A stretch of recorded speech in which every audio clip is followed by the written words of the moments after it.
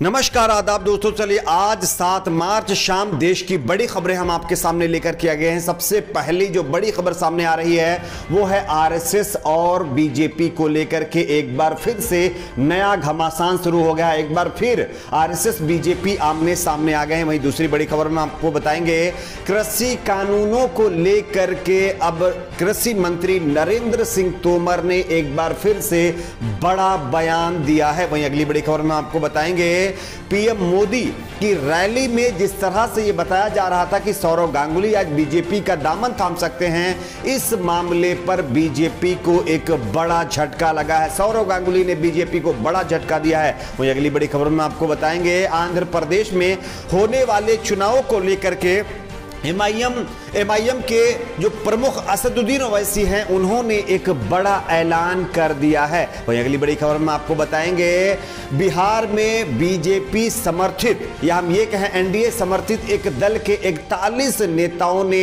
इस्तीफा दे दिया है। वहीं अगली बड़ी खबर में आपको बताएंगे तेजस्वी यादव ने बिहार के मुख्यमंत्री नीतीश कुमार का एक बार फिर से इस्तीफा मांग लिया है। वहीं अगली बड़ी खबर में आपको बताएंगे असम में होने वाले विधानसभा चुनाव से पहले बीजेपी की जो सूची जारी की गई है इस पे नया घमासान शुरू हो गया और बीजेपी की तरफ से एक बड़ी खबर सामने है। एक एक करके तमाम बड़ी खबरें आपके सामने रखेंगे। उससे पहले एक छोटी सी रिक्वेस्ट करेंगे दोस्तों, आप इस वीडियो को लाइक करके चैनल को सब्सक्राइब करें और वीडियो को ज्यादा से ज्यादा शेयर भी करें। बात करते हैं पहली बड़ी खबर। मोटेरा स्टेडियम का नाम बदल करके नरेंद्र मोदी स्टेडियम करे जाने के बाद लगातार जहां एक तरफ विपक्षी पार्टियां बीजेपी के ऊपर हावी थी, वहीं अब आरएसएस भी इस मामले पर बीजेपी से टकराव के मूड में आ गया। राष्ट्रीय स्वयंसेवक संघ जम्मू कश्मीर में अनुच्छेद 370 हो या फिर राम मंदिर हो या फिर नागरिकता संशोधन कानून हो या फिर 3 तलाक कानून लाने को लेकर के सरकार के अहम पदों पर संघ के लोगों को बैठाने के लिए नरेंद्र मोदी सरकार पर मोहित है।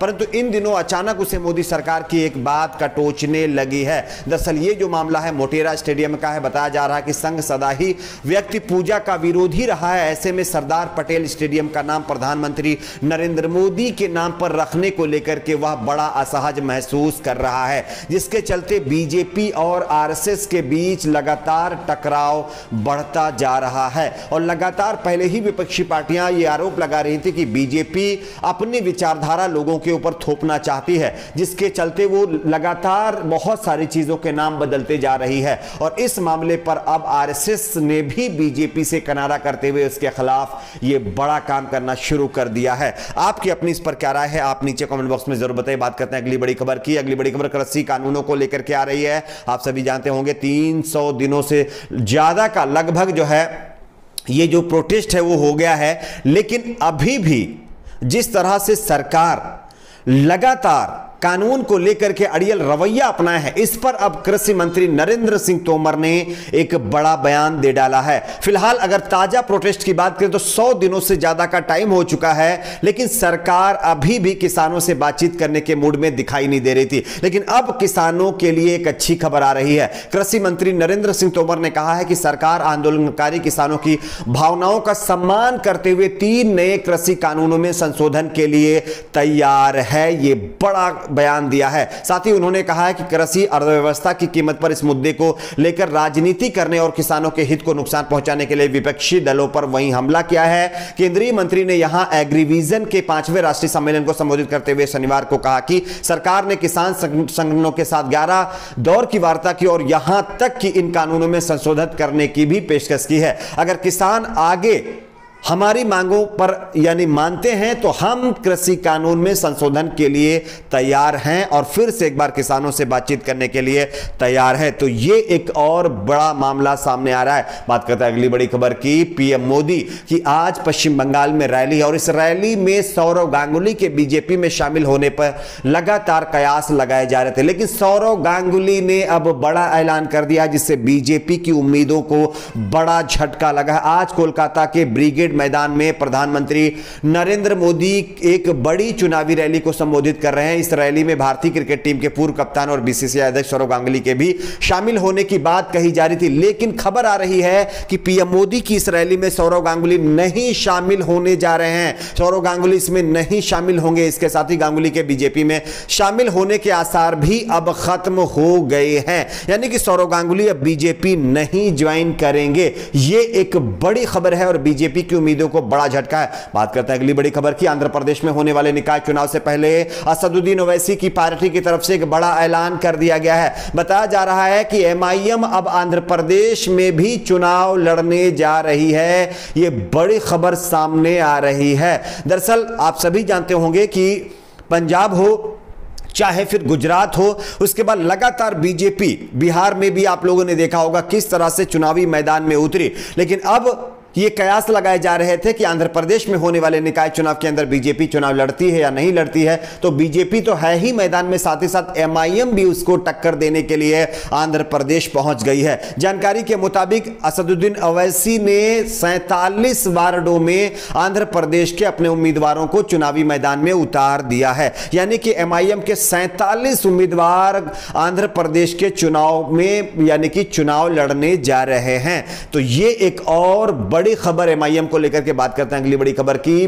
बीजेपी और जेडीयू के साथ रालोसपा यानी कि आरएलएसपी का जिस तरह से लगाव बढ़ता जा रहा था, इस मामले पर आरएलएसपी और उपेंद्र कुशवाहा की पार्टी को बड़ा झटका लगा है। जानकारी के मुताबिक रालोसपा के 41 नेताओं ने अपने पद से इस्तीफा दे दिया है और इसकी जो बड़ी वजह सामने आ रही वो ये है कि उपेंद्र कुशवाहा जिस तरह से नीतीश कुमार के करीब जा रहे थे और उनके साथ अपनी पार्टी का विलय करने जा रहे थे, इससे नाराज आरएलएसपी के नेताओं ने इस्तीफा दे दिया है। शनिवार को पार्टी के 41 नेताओं ने सामूहिक तौर पर पार्टी से इस्तीफा दे दिया है। पार्टी नेता विनय कुशवाहा ने दावा करते हुए कहा कि अभी ये सिलसिला मात्र शुरू हुआ है, आने वाले दिनों में और नेता पार्टी से इस्तीफा दे देंगे। तो एनडीए से गठबंधन करने से पहले ही आरएलएसपी लगातार बिखरती जा रही है। आरएलएसपी के 41 नेताओं ने पार्टी से इस्तीफा देकर के ये साबित कर दिया है कि अगर आरएलएसपी बीजेपी और जेडीयू से गठबंधन करती है या उसमें विलय करती है तो उसके लिए आने वाले दिन ठीक नहीं होंगे।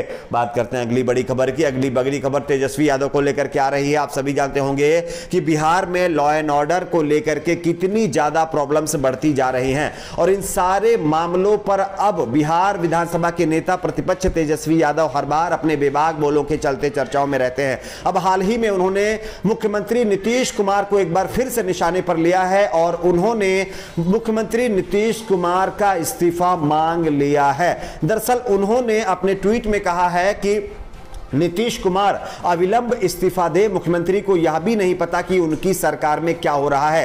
एक मंत्री की जगह उनका हमशक्ल भाई अब तक अनेक जिलों में शीर्ष पदाधिकारियों की उपस्थिति में सरकारी योजनाओं का उद्घाटन कर चुका है। तो ये नया फ्रॉड का मामला जो कि बिहार में सामने आया, इसके चलते नीतीश कुमार का इस्तीफा मांगा गया है। बात करते हैं अगली बड़ी खबर की। असम में होने वाले विधानसभा चुनाव से पहले बीजेपी ने अपने उम्मीदवारों की सूची जारी कर दी है। मौजूदा 11 विधायकों के टिकट बीजेपी ने काट दिए हैं, जिसके चलते असम के अंदर बीजेपी में भी घमासान शुरू होने के आसार हैं। बताया जा रहा है कि भारतीय जनता पार्टी ने 70 सदस्यीय असम विधानसभा के लिए उम्मीदवारों की सूची जारी कर दी है। हालांकि भगवा पार्टी ने वर्तमान 11 विधायकों का पत्ता साफ कर दिया है और उन्हें सियासी मैदान में नहीं उतारा है। बीजेपी ने एक मंत्री और 10 विधायकों का पत्ता काटते हुए उनकी जगह नए चेहरों पर भरोसा जताया है, जिसके चलते बीजेपी असम के अंदर भी टकराव की जैसी स्थिति बन गई है। अब देखना यह होगा कि असम चुनाव में कौन बाजी मारता है। आपकी अपनी क्या राय है, नीचे कमेंट बॉक्स में अपनी राय को जरूर शेयर करिए।